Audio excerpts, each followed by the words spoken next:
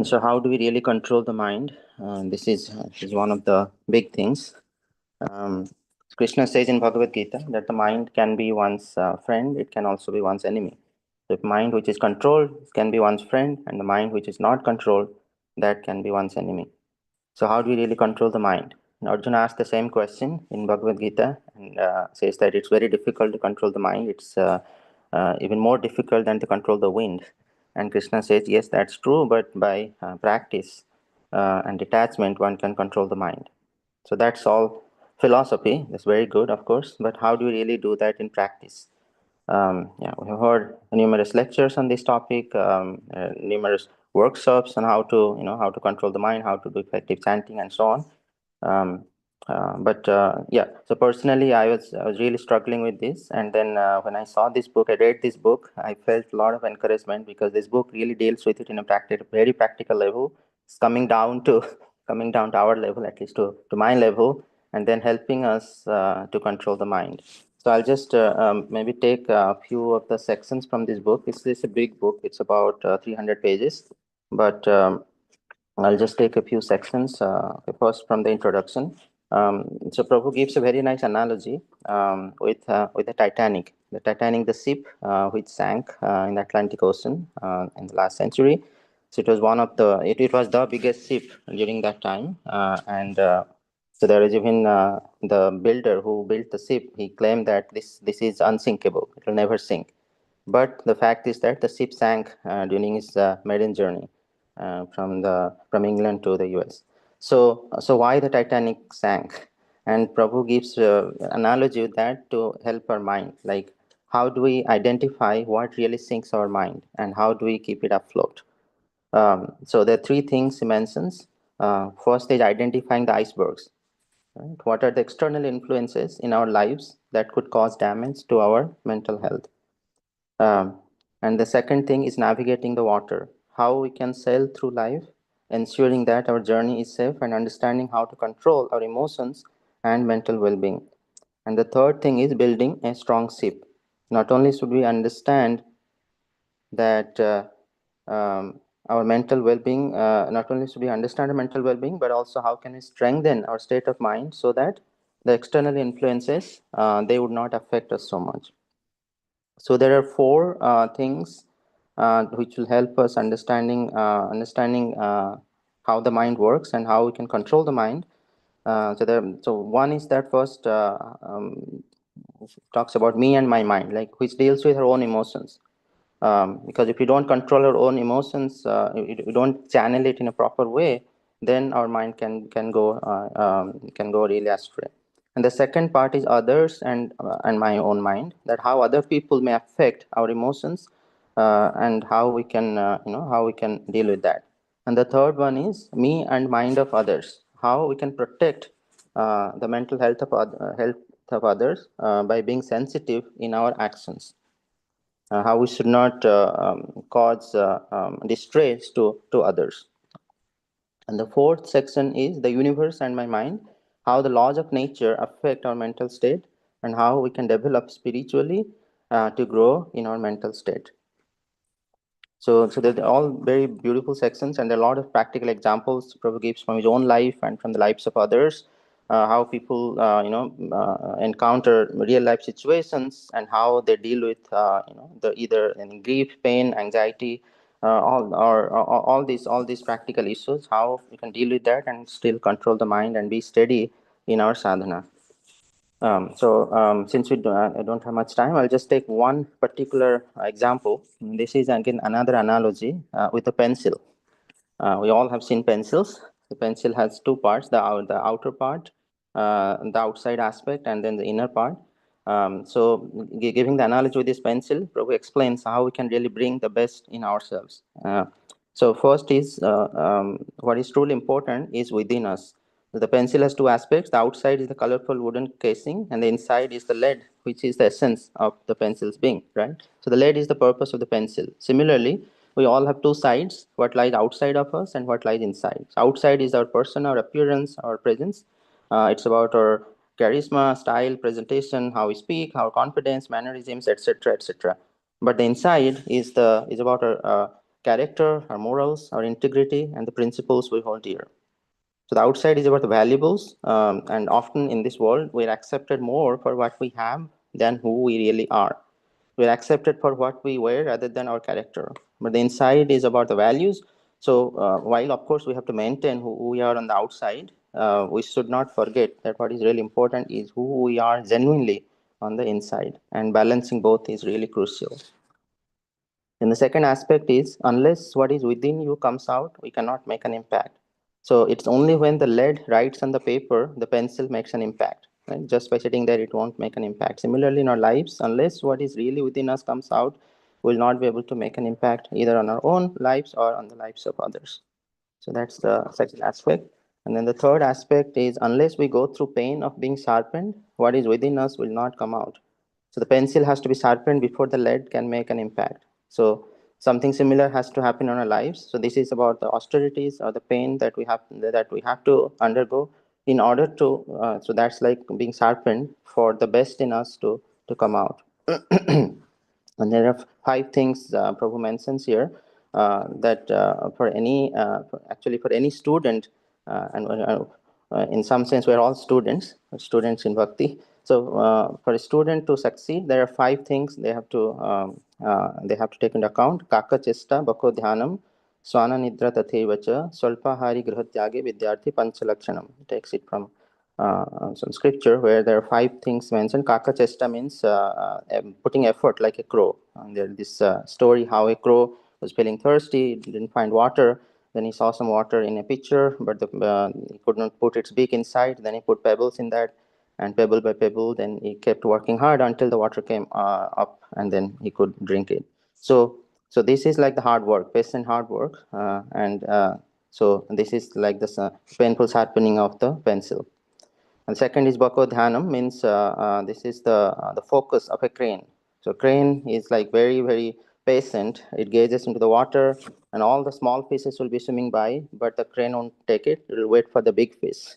So it's just like that, the small temptations in our life, we should just let them go and aim for the really big thing. What is really important, should focus on that. The third one is Swana Nidra. Swana means the dog, Nidra means sleep, right? So, like the level of alertness that the dog has even while it's sleeping. Um, and this is something that's very important for the mind. Like, so we have to really be alert and take and learn from every experience in life, right? We should not miss any opportunity to learn. From our surroundings or from our life in general.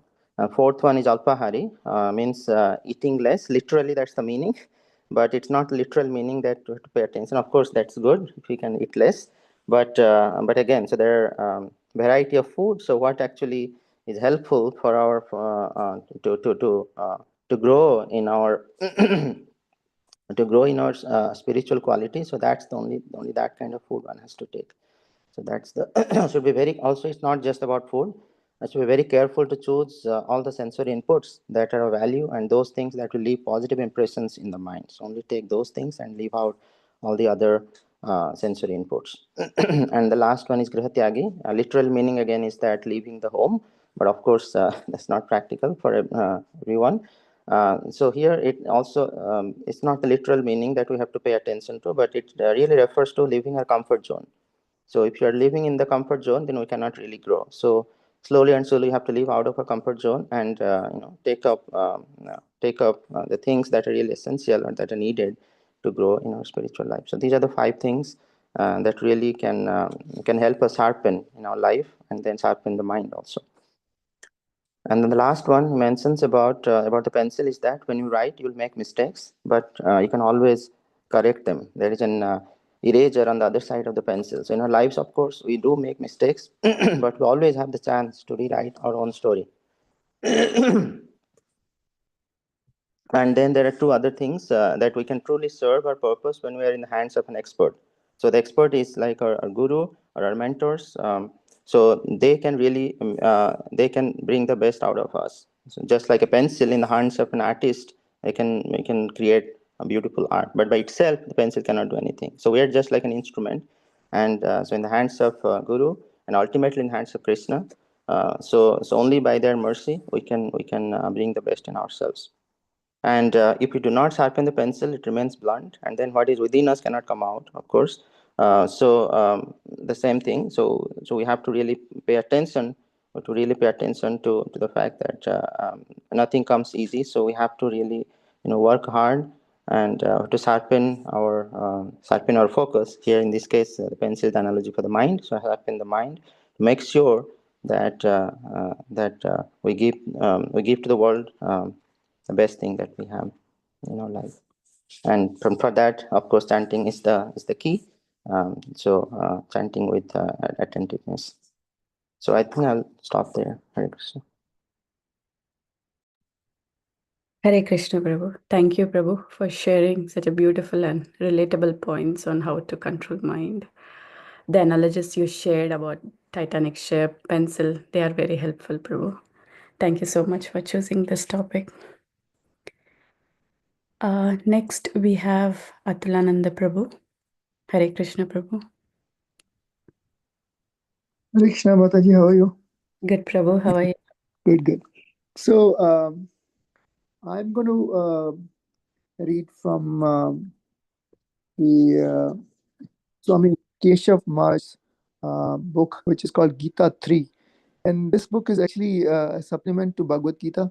And I will post the name. And if people want to really, get this book, it's very nice.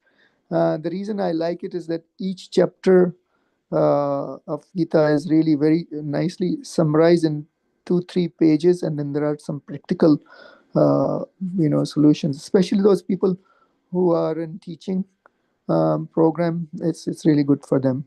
So there are some sections where Maharaj is really kind of given some practical solution. It's just like that there are obstacles in our sadhana, that okay, my work is not allowing me to do this and that. Okay, so there is a solution given. So, and a lot of people will say that work is worship, like so it's like there are some situations which are described. So he puts it very, very nicely in on paper, that okay, these are the steps which you could do to work. Even so I think so I'm going to read a little section from this, and depending on time how it is, and I'll try to get to another section also. So this is work as worship. So our occupation can often be seen as an obstacle to progression in spirituality. The competitive climate, stressful lifestyle, and weighty responsibilities can create frustration and confusion as we pursue our spiritual aspirations. Is it possible to operate in this dog eat dog world and still maintain our spirituality? Can one serve God via their worldly profession? The Bhagavad Gita offers the 3R formula. So there are 3 R's now. So we have to remember these 3 R's. Um, so it says the first R is righteousness, being right. First, one must endeavor to engage in righteous work. Certain occupations and livelihoods are based um, on exploitation, violence, dishonesty, generally cause harm and disruption in the world. Such work is neither progressive for the individual nor prosperous for the society at large. Although every type of work in today's world is trained by some fault or imperfection, the spiritualist should nevertheless strive for a career that promotes harmony, compassion, and upliftment. So the first one was righteous work. Second thing is the results. Second, we can dedicate the fruits of our work to God. Such fruits come in the form of renunciation, knowledge, expertise, skills, and influence in a particular field. Some measure of wealth is required to survive in the world, providing the necessities of food, clothing, and shelter, but a certain portion should be reserved for spiritual causes. By offering charitable contribution towards the worship of Krishna and spiritual upliftment of others, one also develops detachment and selflessness, which are the key ingredients in the spiritual journey. So the first one was righteousness. Second thing was the results. So it's not only the results which we offer, but the produce of the results can also be offered. Third one is a remembrance. That's the third R. Okay, one should cultivate an active spiritual consciousness of Krishna while at work. The example given is that the newly wedded couples are wrapped in thoughts of each other even when separated and otherwise occupied in different things. Eventually, our remembrance of Krishna would be just as natural. In the meantime, we can make a conscious effort to keep our devotional pictures on your desk, set your computer passwords to Krishna's names, talk to your colleagues about spirituality, play spiritual music in the background. Be imaginative. We must perform our daily duties with due care and attention, but actively remember that we are ultimately working for Krishna, our true employer and master. So that's really a brief kind of about how one should really work. So this is basically yoga of work. So I've discussed on this, in our Gita class and all. I thought that these three things: righteousness, results, and remembrance. Three R's we need to remember. Hare Krishna. Thank you so much, Prabhu. Yeah, we all remember like that movie RRR, but these 3 hours are beautiful Yeah. to remember. Yeah. So I'll Thank you. post the book and its author and all that if people want to really get it. This is really nice. I would advise everyone on this group to. It's very easy to read, and then there are practical, just like that. 3 hours to remember when you are working. So okay, what's righteousness, results, and remembrance. So I think that's really important. Thank you. Thank you so much, Prabhu. Hare Krishna. Next, we have Neeraj Prabhu. Hare Krishna, Prabhu. Hare Krishna, Prabhuji. Hare Krishna, devotees. Dandat pranam to all of you. Uh, very nice to know about the book, and we discussed like two books which were great sharing. I'm just taking a little different topic today, like how I came to Krishna consciousness. This was like because we have been reading, we have been sharing so much wisdom, but sometimes when we try to reflect in our life, like how the things unfold, how does Krishna give realizations, that we come to know after we start the journey. So just when I go back, just see my past, like what I was. So like Krishna consciousness has been there throughout the life, but like it's just like it was not revealed to us. It get revealed to us only through some kind of an association or some kind of like somebody who holds the hand. So same thing, I realized it about three, two and a half to in 2022. So this is the incident which I want to share, and then I will tell you how the things unfolded. So it was we were in India at one of the housewarming for one of our relatives. And at that time, one of our relative was distributing Bhagavad Gita during that ceremony itself. So I have seen Prabhupada's books. I have like read it. I have heard it. Okay, that ISKCON is really the organization. But I have never thought like, okay, to come in direct contact with somebody who is presenting or giving me the Bhagavad Gita. And this was the copy that was given to me in English. And just opening the first two or three pages of Bhagavad Gita and reading it, the feeling of eureka, I have found it. That is what I can say, that it ignited something in my mind that this is what I have been looking for.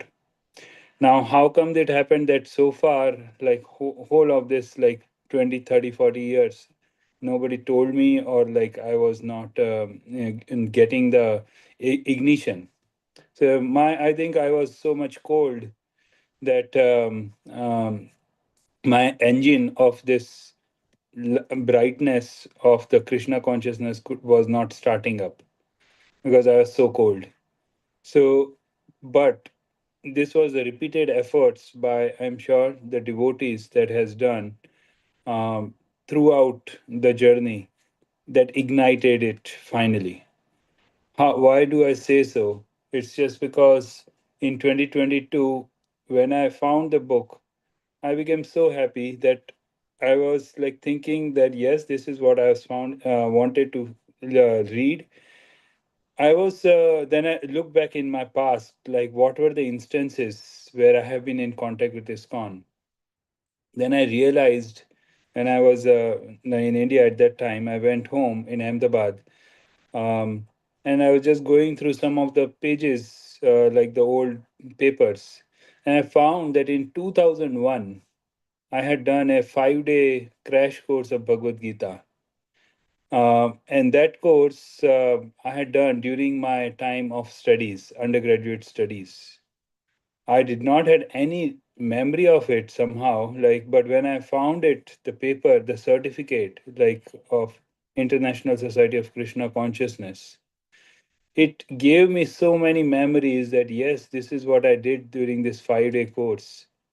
So that was like a kind of refreshment that yes, I have been in contact with this. And then later on, it happened that I remembered that I was also given bead bags during almost the same time when the course was that 5 day course was done, and I was also chanting at that time, which I remembered that I was doing it for about 6 months to a year, like 1 or 2 rounds every day. And then I, like, because of the other studies, I just gave up. And that bead is still present at my home. And now my father is using it. So I just want to correlate like nothing is lost in when we do the devotional service. When Lord Krishna has mentioned like Neha Vikramo Nashosti Tatra Patra Vayuna Vidyate. So our devotional service, whatever we do, it stays. So this was like a kind of a real example in my life, which I realized that yes, I had done it, and the spark was given to me, but my engine was so cold that it could not be ignited.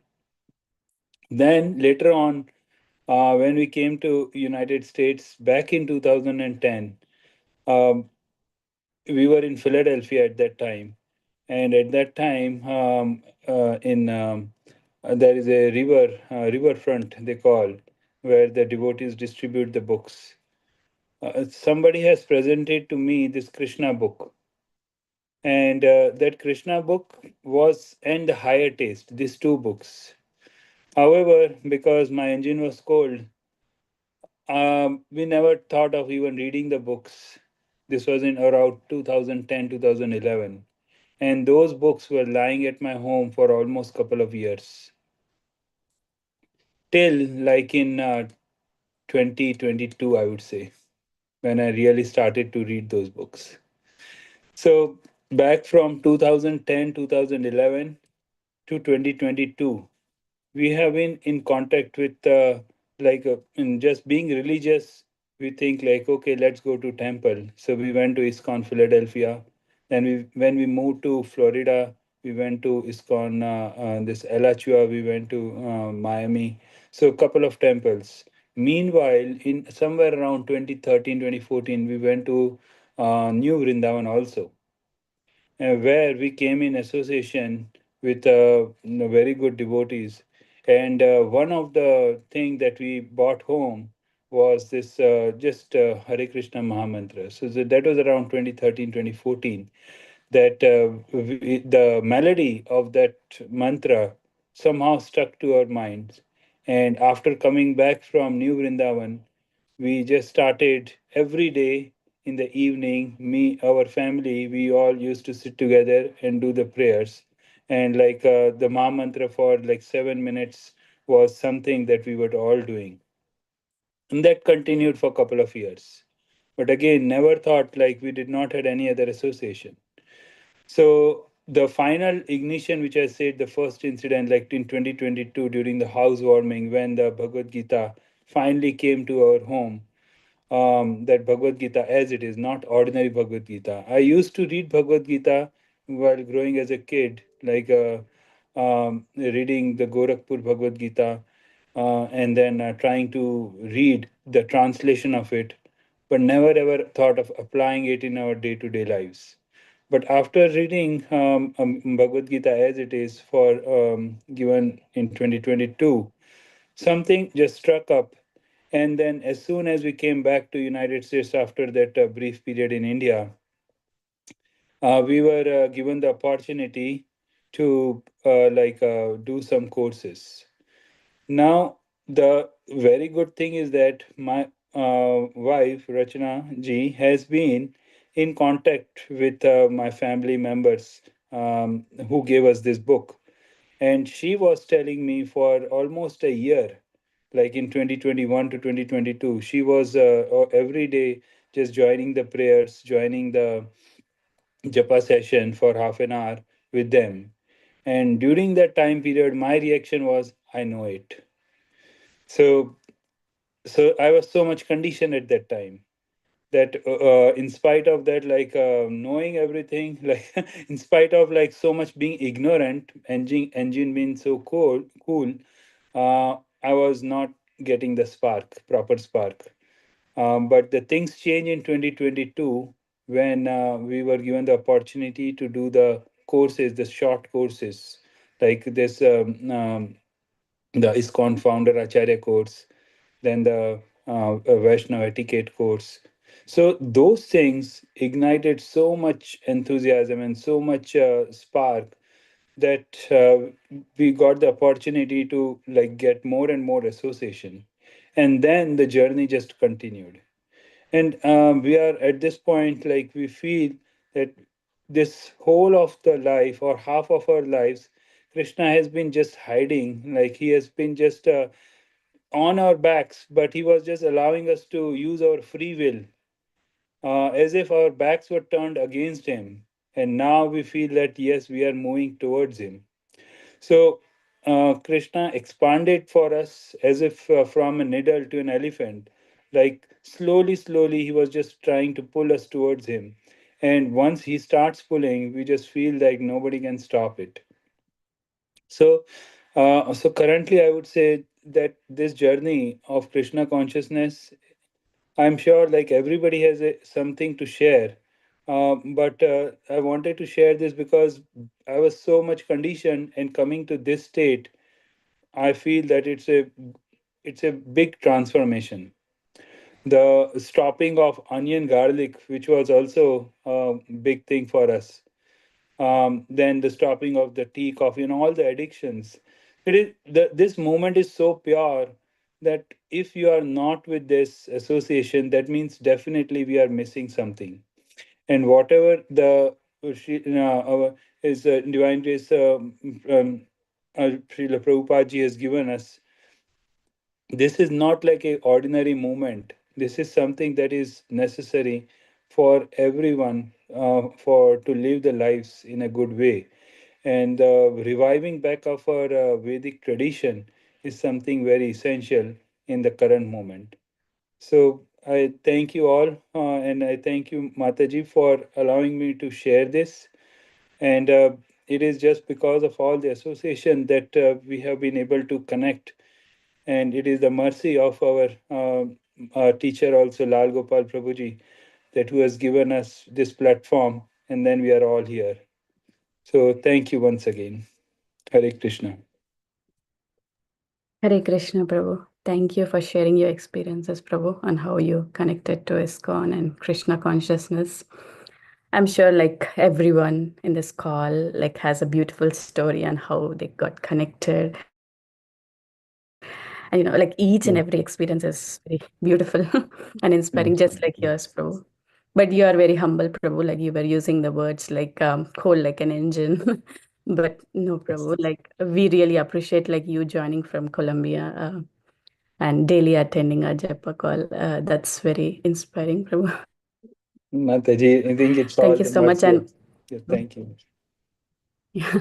but yeah, you should do this more often, Prabhu. Yeah, that was really beautiful. Not only like sharing your experiences, but you were also sharing realizations, right? That was very beautiful. Yes, Mataji. Thank you so much. Thank you so much.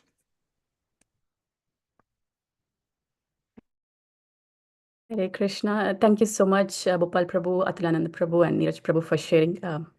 It was very beautiful. Like all these three topics that you picked today was very practical and relatable. Thank you so much. Maybe we can conclude our session here today and resume our Japa session tomorrow morning at 5 a.m. CST. Thank you all devotees for joining today's call. Hare Krishna. Hare Krishna. Hare Krishna. Hare Krishna. Thank you, Yeah. everyone. Thanks. Hare Krishna, Mataji. Hare Krishna. Hare Krishna, Mataji. Thank you. Hare Krishna.